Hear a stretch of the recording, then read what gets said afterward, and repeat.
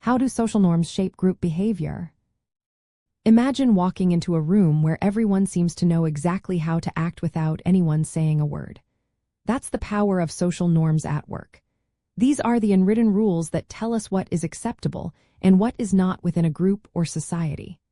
They are not laws, but they hold a lot of influence because most people follow them. When you join a new group, you quickly pick up on these rules through socialization. For example, in a classroom, students learn to raise their hands before speaking. They do this not because it's a rule written down, but because it's what everyone expects. This helps the class run smoothly and reduces chaos. There are different kinds of norms. Descriptive norms are about what most people actually do. If most students arrive on time, that's a descriptive norm. Injunctive norms are about what the group approves or disapproves of. If everyone expects punctuality, that's an injunctive norm. Both types influence how we act. People tend to follow descriptive norms because they want to fit in. They follow injunctive norms to gain approval or avoid criticism.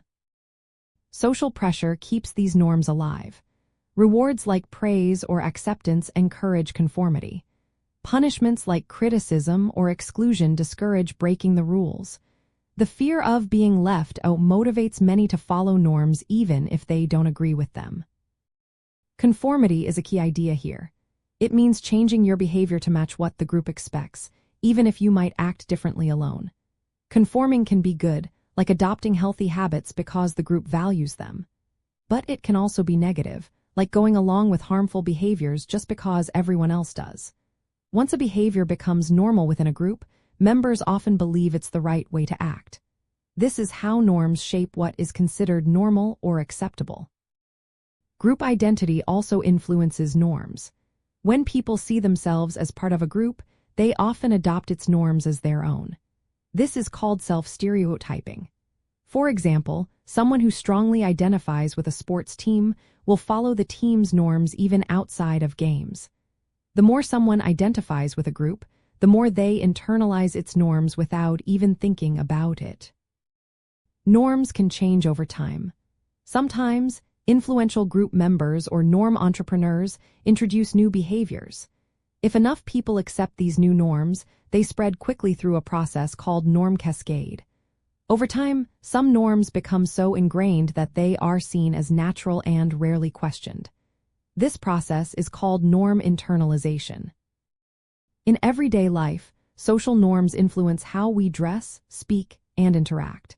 In workplaces, they shape how meetings are run and how feedback is given. Online communities also have norms that guide what content is shared and how members behave. Understanding these norms helps explain why groups work well together, but also why they can be resistant to change or exclude outsiders. Sometimes, norms can be harmful. They might support unfair power structures or discourage individuality.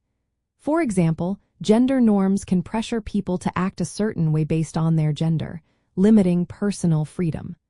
Recognizing how norms operate can help groups challenge harmful practices and promote more inclusive behaviors. In the end, social norms are a powerful force in shaping group behavior. They set expectations, maintain order, and influence identity. By understanding how norms work, we can better see why groups behave the way they do and how change can happen.